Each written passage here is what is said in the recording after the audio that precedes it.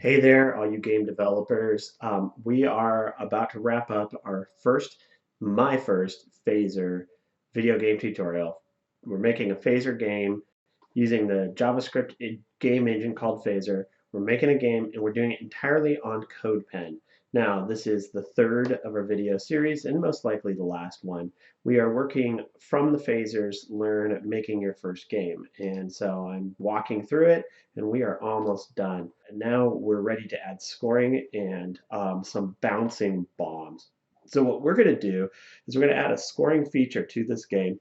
And the idea here, and you can almost see it, these are some bombs. I've got a different sprite for bombs, and my stars are a little different too. But the point is, you collect the stars, and so we're going to make the stars worth points. So the idea is we're going to get 10 points for every star you collect.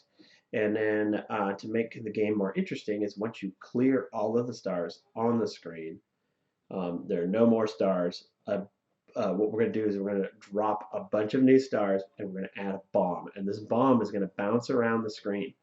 And every time, if we can survive and not get hit by the bomb, every time we clear out all the stars, one, we get the points for the stars, but a new bomb gets added. We can't get rid of the bombs, they just keep adding until there's just no escaping the bombs. So the game inevitably ends when the player gets hit by a bomb. The player is going to turn red. It's going to just stop the whole game, and then we're going to get some points for that. Okay, so we are on part nine, a score to settle. So what we're going to do is we're going to create two variables, one called score and one called score text.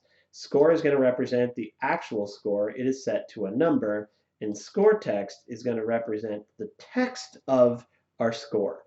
And we're going to manipulate both the score and some text to make up our score text as it changes over time, but we need to create these two variables.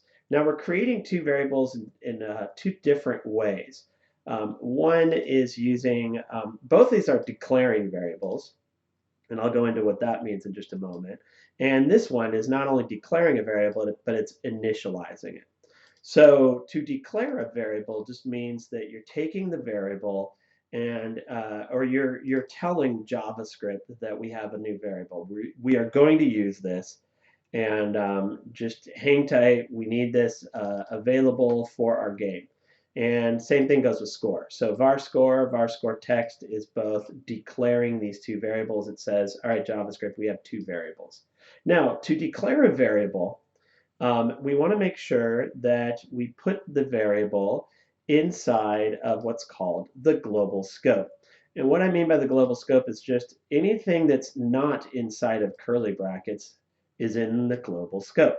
So if I put it in preload or I put it in config, it would only exist inside of those particular functions. Okay, but we're not. We're going to put it so that it's available to everything. So I'm just going to go ahead and paste. Oops, wrong one. I'm going to copy that here and I'm going to paste it. Okay, so again, declaring a variable is just to tell JavaScript we have a variable. To initialize it means to set it to an initial value. And I think these two concepts should be added to my phrase that pays. So my phrase that pays number one is the difference between declaring and initializing a variable. Declare a variable is just to inform the program we have a variable. Initialize it is to set its variables first, also known as the initial value, which is why it's called initialize, because it's the initial value. Now, to either declare or initialize, and these can be two separate tasks. So you could, for example, declare score, and then you could set score here. And if it's the first time you are setting a variable, you are initializing it. So you can do it in two separate steps, or you can combine them into one instruction. So we are both declaring and initializing at the same time. Now, I'm glad I tested this out the other day because I actually put these variables in the wrong location and they weren't able to be seen. and which is why I talked about putting them in the global scope. Now we're going to go into the create function, and we're just going to set up our score text. Now I'm just going to copy this, and I'm going to walk you through what is going on with that. So we have to look for function create. I'm going to expand that here. And I even have a little placeholder here. In a little bit, we're going to do a thing with Google Web Fonts, but for now, we're going to wait. We're going to scoring. Actually, let's do this. So we're going to basically reset the game to 0 points is what we're going to do. So score text, that was the variable we created way up above, score text. So now we use the var keyword to declare it, and now we're actually initializing it here. So notice I even said an initial score text. So this is the game, and built into the game we have the ability to add items, and we're going to add some text. And when we add text, we need to give it some information. The first two pieces of information is the location of our text. 16 is 16 pixels to the right, and the next 16 is 16 pixels down. And then this is the actual text we want to display. And then we're going to set some information about the font. And we do that by separating it all out with these curly brackets. And these curly brackets are saying, all right, we want a font size of 32 pixels. And so that's the size of the font, of course. And we want to fill it with a color. Now, this is a really fancy way of setting a color using what's called RGB. And the first value after the hashtag represents how much red. The second one represents how much green. And the third one represents how much blue. They call that RGB. Now you can give it one or two values. And I'm not going to go into it, but the 3 zeros just means it's going to be black. That means there's no red, no green, no blue, no light is coming out from the screen, and therefore it will be black. Now I'm going to save my changes, and we're going to run it, and we should see a score displayed. And there it is, right there at the top. Okay, now by default, the font is Courier. So one of the things I thought of is, can we change the font, and how do we change the font? So what I decided to do was do a little research, and I think this is worth going down this little rabbit trail, because I want to show you how we can load a Google Web Font. Now let's say you have an idea. You want to do something in Phaser. You think it can be done, but you don't know how. This is exactly how I learned how to program video games. I go to what's called the docs. In this case, on Phaser, there is a little link here that says example. So I'm going to right click and open it in a new tab. So I'm going to go over here, and I need to find an example. Now, this is really cool because let's say you don't know what you're going to add, but you're like, oh, let's see what we could add. We could add some actions, not sure what that is. I could add animation. We could add some audio, camera cache. Okay, so I might spend a long time finding it. I'm just going to look up font. So I just type font in the search. I hit enter, and I see, well, there's this display masks, bitmap, font, looks kind of cool. Not sure that's what I want to do. So I just explore what they have available. And this is kind of cool. I see some text here, and it says game objects, text static, custom web font. Ooh, that sounds good. But then I look over here and I see, oh, wait, Google Web Font. This is what I really want. So the first thing is I'm very familiar with Google Web Fonts. Let me just show you those for a second. So to look for Google Web Fonts, you want to type fonts.google.com. Fonts.google.com gets you here. So any font you find here, I'm guessing, according to this tutorial, we can add to our game. So there are thousands of different fonts here. So all you need to do is find one you like. Okay? And there's some things we can do. We can look at different font categories.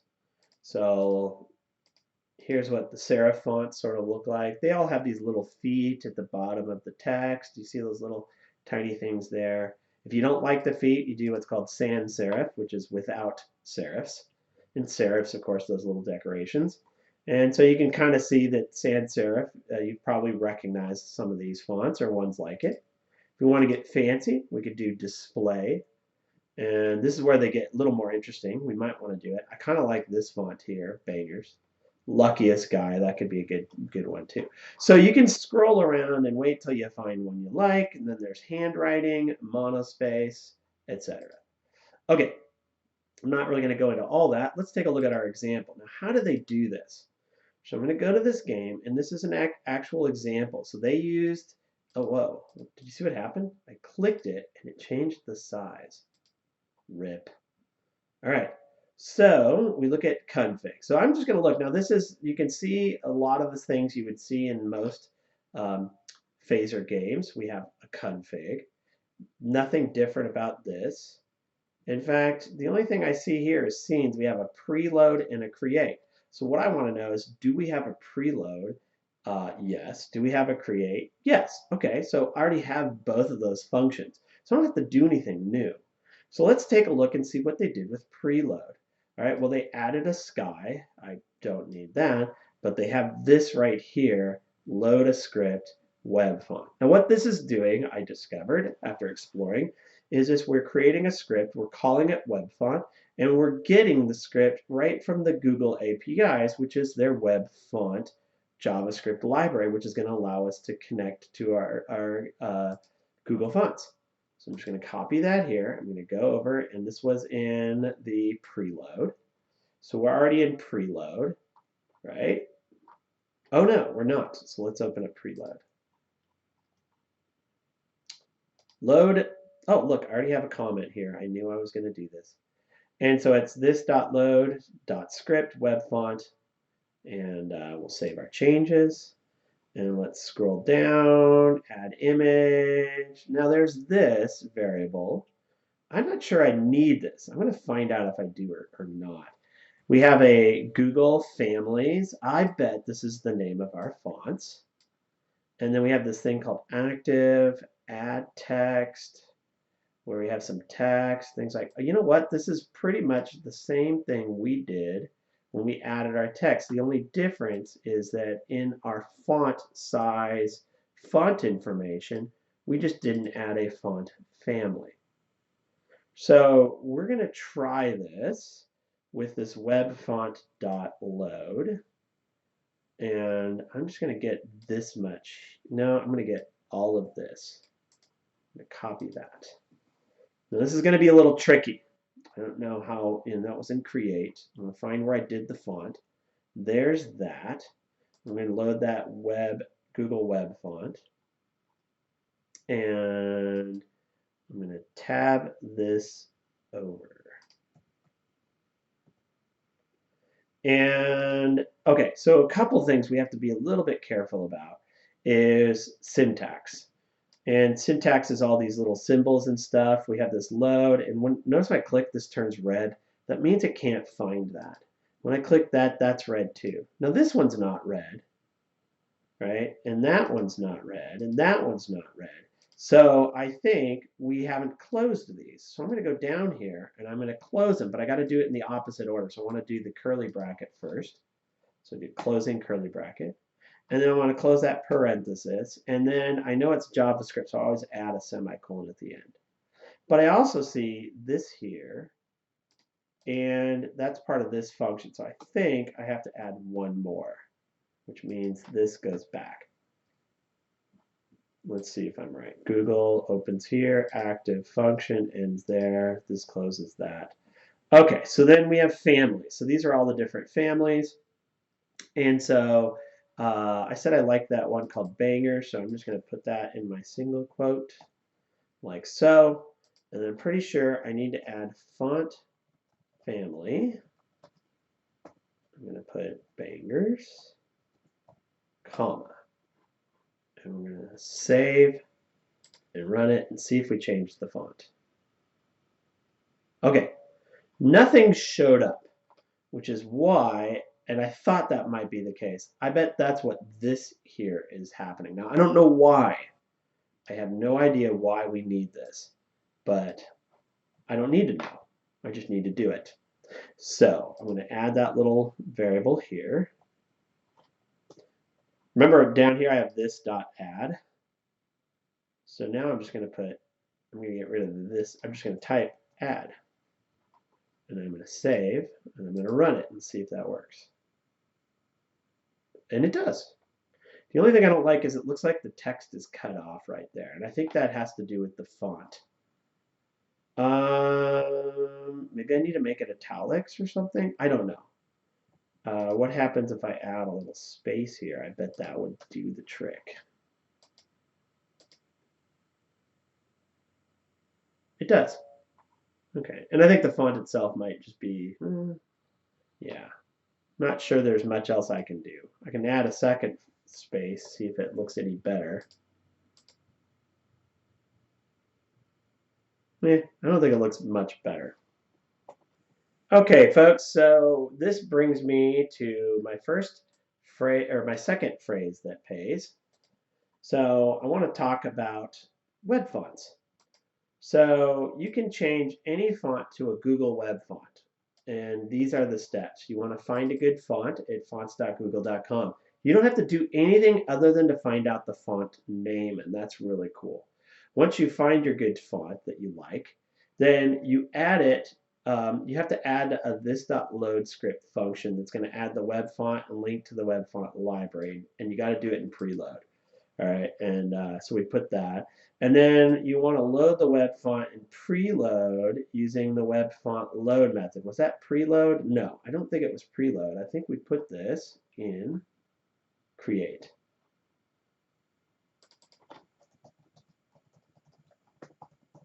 So we load the web font in the create function using the web font.load method.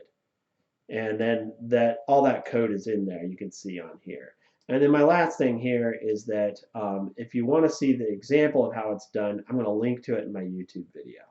This is not necessary if you're one of my students doing the phrase that pays, but I would like you to go ahead and jot this stuff down. This is good things. And you know what? In a way, it sort of brings me to the next phrase that pays, which I haven't put on here. But in this particular one is make heavy use of the the examples page of phaser.io. Heavy use of the examples page of phaser.io to learn how to do different things. And that's how I figured out the fonts. Just yesterday, I thought, well, I want to add a font. How do I do it? So it's like, well, someone else has probably figured it out. Excuse me. And so that's what I did. I looked it up and I found it. Excuse me. Okay. All right, let's move along. Okay, at this point, we've got our score on display, but we have no way of changing the score value. But we do have that variable score text, so we're going to use that. And if you think about it, when are we going to add to our score? We're going to add it whenever we collect a star. So every time we collect a new star, we're going to add to our score. So how are we going to do that? We're going to do it right in our function collect star. And so after we disable the star, we're going to add 10 to our score. The plus equals means take score and add 10 to its current value. So this is a short way of saying score equals score plus 10. All right, and score plus equals 10. And then we're going to set the text of the score text. And this will actually update our text. So then we're going to say score. We're going to put a little space. And then we're going to add the variable of score, which will be whatever value it happens to be at any given time. So every time we update the score, we also update the text that way. So let's go over here. And this is in collect star. So we're going to go down to collect star. We're going to expand it. We're going to add 10 points to score. Score plus equals 10. And then we are going to do a score text dot set text. Is that right? Score colon space plus score. And then I'm going to add a little space at the end because, as you may recall, we had to add a little space there. Put a semicolon. I'm going to save my changes. By the way, if you just do a Control S, it will also run the save function there. Let's go see if it works. There's our score. Oh, look at that. I got 10, 20.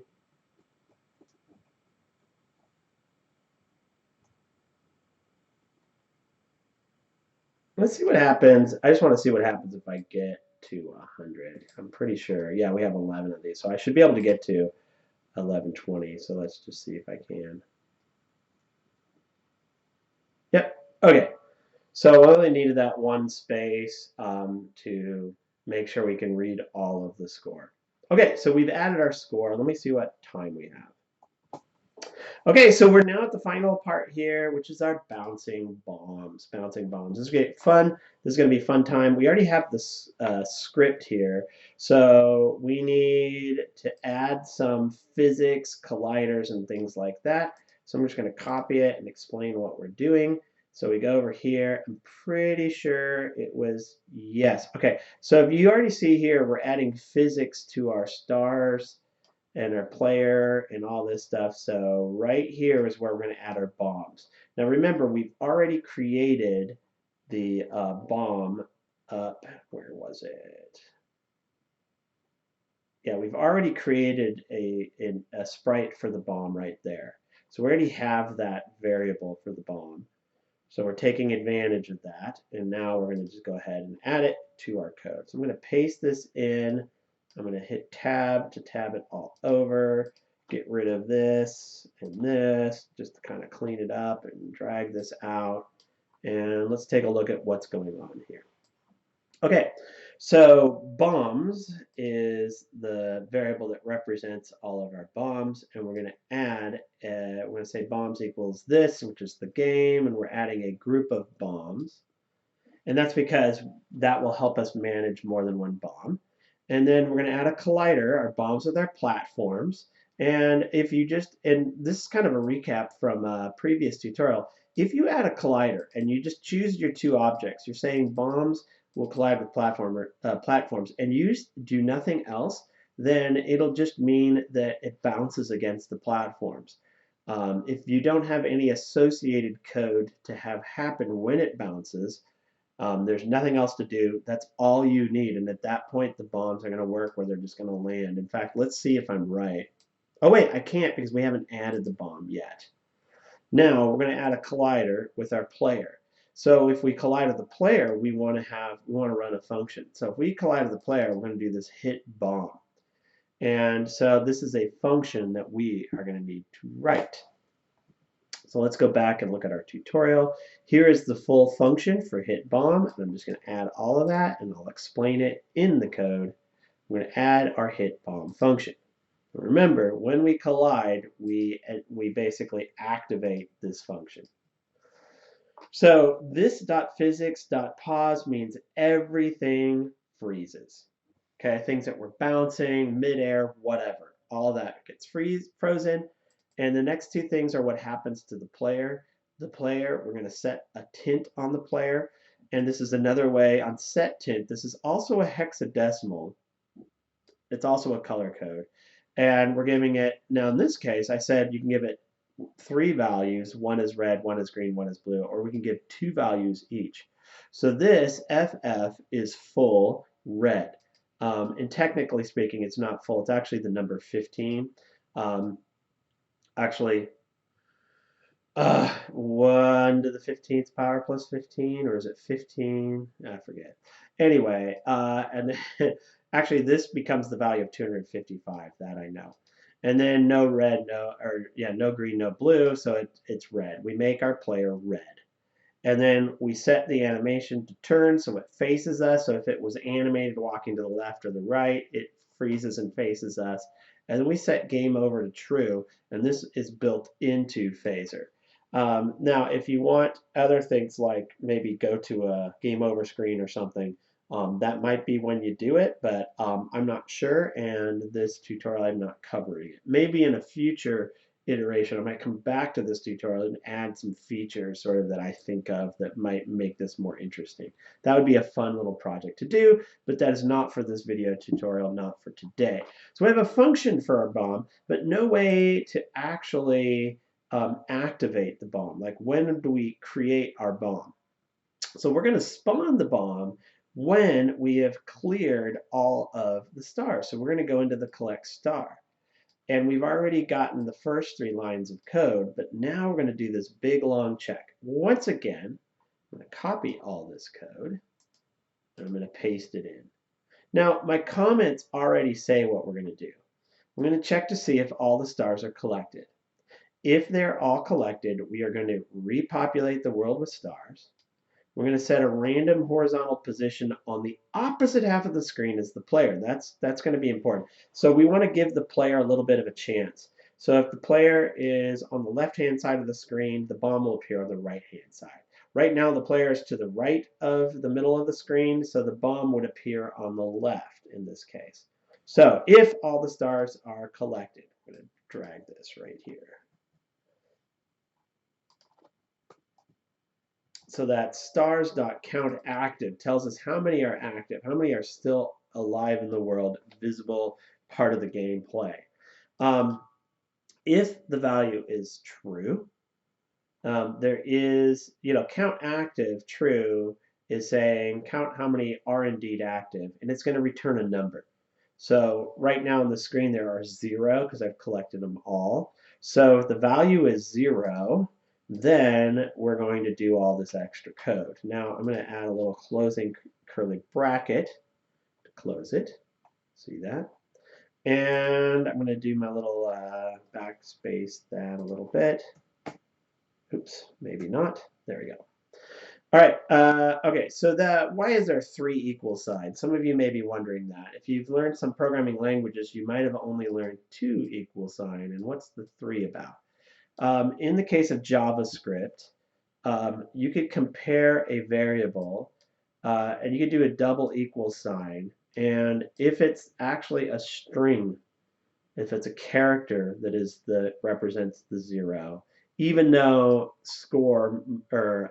even though the value might be an integer, and if it were a string and an integer, it would still say it was equal. This says not only does it have to be 0, but it also has to be the exact same data type, in this case an integer.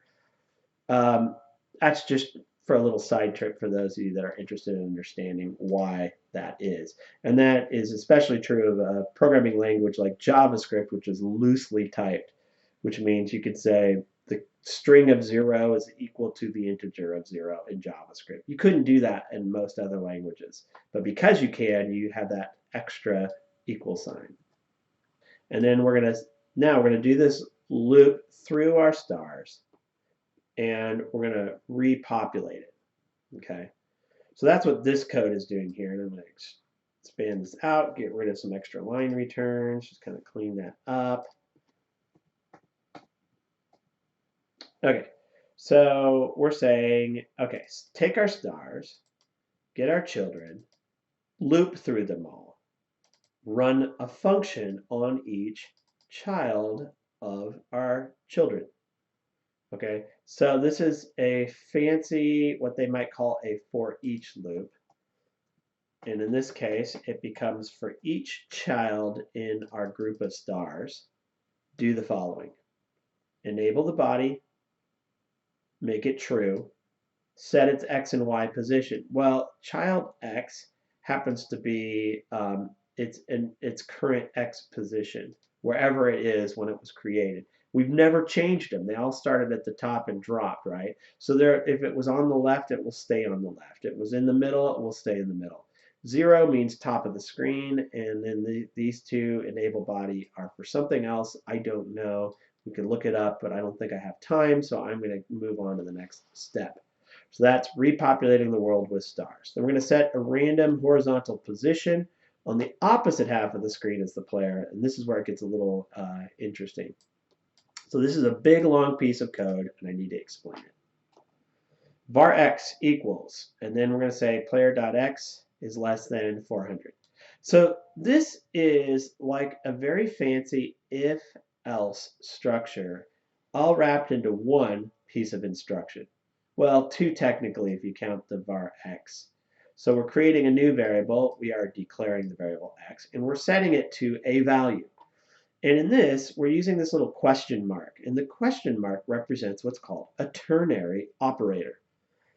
What's a ternary operator? Well, that gets me to my phrase that pays number 4. The question mark is a ternary operator. The structure that follows it is we put a condition, we put a question mark. So we're asking about this condition. Is this condition true or false? If it's true, we do value 1.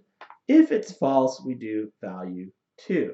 So this will produce one of two values, value 1 or value 2. And it's all based on whether that condition was true or it was false. So let's go ahead and look at it here and explain. So is player's X position less than 400? That would mean, is our player on the left-hand side of the screen? Well, currently, no. Because, by the way, 400 is half the distance from 0 to 800, half the distance, right? So we're past that. We're beyond that halfway point. I'm pretty sure. Let's expand it out a little bit more. Yeah, you can tell it's on the right more. In fact, if I move more to the right here, now it's definitely on the right-hand side. So this is false, right? Player X is not less than 400. So we ignore this statement and we go to the statement on the other side of that colon. Let's stretch this back out. And so once we've checked the player's X position, we find that it's on the right. So we're going to pick a number between 0 and 400. Since the player's on the right-hand side, this is going to be a random number between the left-hand side and the middle of the screen. Now, had the player been on the left-hand side and its X position was indeed less than 400, we would pick a random number between the middle of the screen and the far right side of the screen. That's how that works. So that's the phrase that pays. Now, for my fifth and final phrase that pays, this is what the ternary operator would look like as an if-else structure. You'd put the keyword if, and then you'd put a condition in parentheses. So you'd put if player.x is less than 400, and then if so, we have a curly bracket, and we set it to value 1. Now in this case, the difference is we would actually have to put var x equals phasor.math between. We'd have to actually combine this half with this.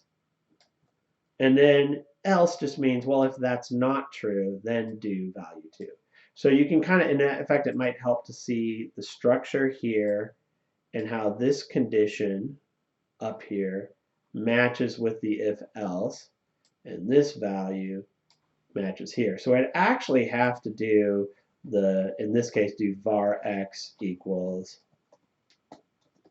and then I have that value else, and I'd have to do a var x equals. Now, as you can see, the idea of a ternary operator is if we can take these, what are they? 6 lines of code. If we take these 6 lines of code and condense it into one command, we save ourselves a lot of time. And I think it's still pretty readable. I think the idea is, do you use a ternary operator or not, is all about, in my opinion, all about readability. Because this is actually fairly easy to conceive and read, I'd say go for it. Now there's a whole tutorial online. I'm going to link to the tutorial all about the ternary operator if you want to learn more. You could actually put another one of these ternary operators inside. You could say, if it's true, we could then do another little ternary operator check inside it. We could wrap one inside of there, right inside of there, or we could wrap one inside of here. But that gets confusing. The more of these you put, the harder it is. There's a trade-off, right? This is one line of code. Is it worth it? Yeah. Would it be worth it to do a bunch of extra commands? Probably not. All right, so I say keep it. If it's something simple like this, keep it. And then finally, we're going to spawn the bomb at that random position. We're going to make it 16 pixels from the top, give it a good bounce, add some world boundaries, and set the velocity to another random amount. So let's do that, and then we'll test it. And if we got it, we are good to go. So we're actually going to create a variable for the bomb. All right, we haven't actually set a bomb yet. So we're going to create a new variable called bomb, and then we're going to take that variable called bombs. Remember, we'd already set the group of bombs. So basically, this is like taking a bomb and adding it to our group of bombs. So because that is a sprite group, we can call the create. We can set an X. Remember, that's that X that we set up here that's a random number, either on the left or the right-hand side. And then 16 means 16 pixels from the top, and that's probably so that the bomb doesn't appear off the screen. You could have it appear off the screen. You give it a net. No, you couldn't. It has to be on the screen because we're going to set that collide world bounds. So we're going to set our bounce exactly at 1, so it'll bounce pretty good. And then we're going to make sure it cannot bounce between off the screen so that it stays within the screen. And we're going to set its velocity, and we're going to set it as a vector, an x and y position. So for x, we're actually going to give it a random number. It could be 0, which would mean it would drop straight down. It could be negative 200, which means it would be moving for every time it moves down 20, it moves to the left 200. It would be really going off to the side, a really oblique angle. Positive 200 would be the same angle but far to the right. And then it's just going to bounce around the screen. So let's see how this all works. I'm going to save my changes. Let's make sure it works. And of course, that means I'm going to have to test it out. I was going to try to see if I could get a jump off the bounce, but I guess not. And here comes the bomb. Oh, it hit me. That was a fail. I got 130 points. And the game ended. See, he's red. Everything froze mid-air. That was the pause. That was this.physics.pause. The tint here. We now are turning up to face the screen, and the game is now over. You could run it again, and you can see if I do any better. But at this point, we're basically done with our game tutorial. This is the full tutorial that was found on the website for Phaser. And so this is my final video. Now, I might add to the playlist later if I think of some other fun ideas. That could be my summer project. But I'm basically done teaching for the year. And so this is the final one. I might post one more video, maybe. We'll see, next week. Probably not. So I'm going to take a little bit of a break on the 100 Visions website, and but if I come up with some interesting things over the summer, I might add some. So take a look at some of the other videos we have. Have a good summer. I hope you enjoy your time. Have fun coding. It's a world of fun. There's so much out there, so much to learn, so much to do. The only thing that's going to stop you is your creativity or your own inaction. So have some fun with this. If you ever get bored, this is a great way to solve that boredom. Try making a video game. Thanks so much for watching. Stay tuned for other videos in the far off future.